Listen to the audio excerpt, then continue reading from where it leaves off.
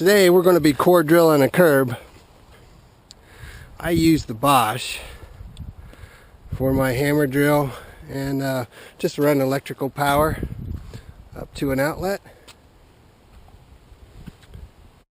What you need to do is when you get this thing started is you have to steady the core drill bit right there on the concrete so it doesn't move. Some bits have a pilot, which is very helpful as well.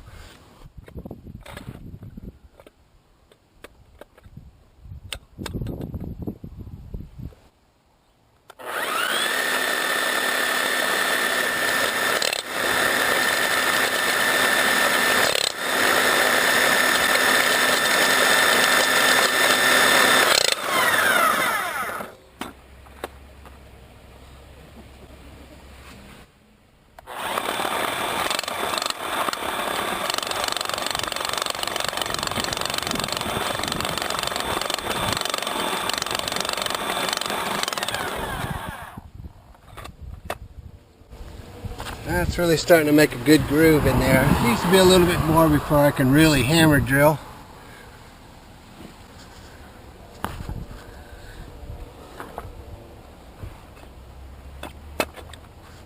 So to me the hardest part is getting it started.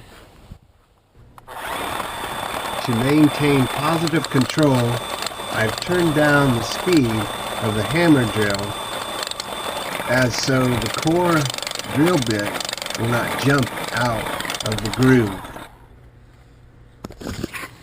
So once you have a pretty good groove going, you can probably kick back and put some pressure to it and start hammer drilling to get that core bit to go into the concrete of the curb.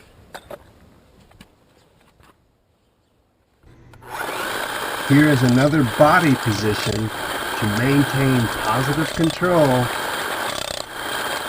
with some increased drilling speed, putting slight pressure on the back side of the hammer drill. Now if you can see this, I'm making this to where it's pretty much level coming out of the curb hole. That's a must. It's ever so important for body positioning, lining up the machine as well as your body to go directly into the concrete curb. I call this position number 3 for core drilling. The machine always turns clockwise and I've put my right foot forward on the shaft to keep the core bit aligned and from jumping out of the groove.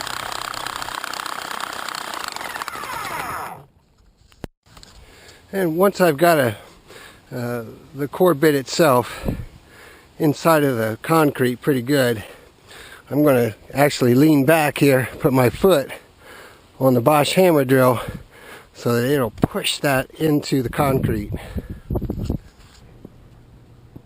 You can see that I've positioned the hammer drill on its side to my left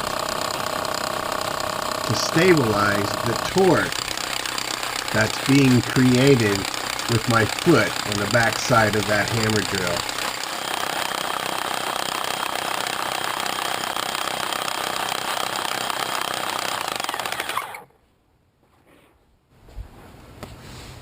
Alright, well I put that core hole saw all the way in as far as it can go pretty much here, and we're going to have to pull it out. You can see that, you know, the top of the core drill is up against the concrete, so it can't go any further in. So you pull that out of there, and we're going to use a pry bar to take that concrete core out of the curb. It doesn't take much, you just have to tap it a couple times and it'll break off.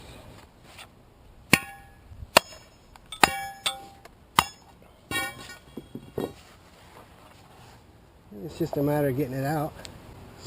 Now we're going to put that core drill hole saw back in the hole and continue on through the rest of the curb. Concrete core drilling time really depends on your setup and rig that you have for core drilling. There's wet core drilling and dry core drilling. What I'm using here is called dry core drilling, and it does take a bit longer than wet core drilling. There are two types of core drill bits. The one I'm using here is called a carbide tip core drill.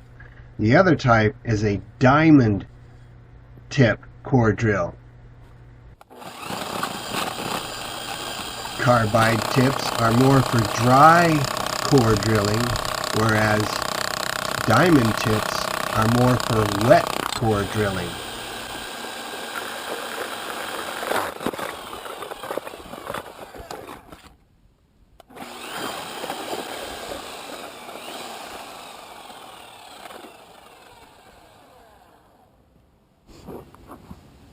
Yep, so there we go. A little bit of concrete comes off the back side. That's normal. That is a nice core drill. This core drill is 3.5 inches in diameter, and it will accommodate 3-inch pipe with no problem. If you're using 4-inch pipe, which is pretty much the standard of today, it has to be reduced at the curb. So you use a reducer, a 4x3 reducer. It'll fit right in there. Fits right in there. You could put an extension of 3-inch pipe to come out here to the curb and bevel it.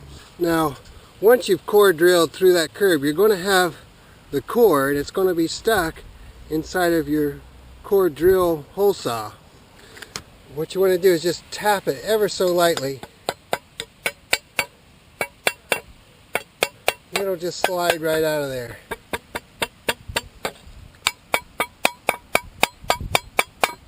Doesn't have to, do not tap hard. Just nice and easy. And it'll slide right out.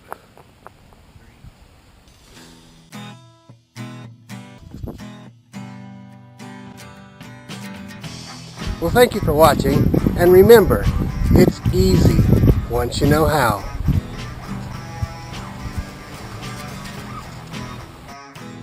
That is a nice tunnel. Mostly gravel, and when it is, use a Conway shovel.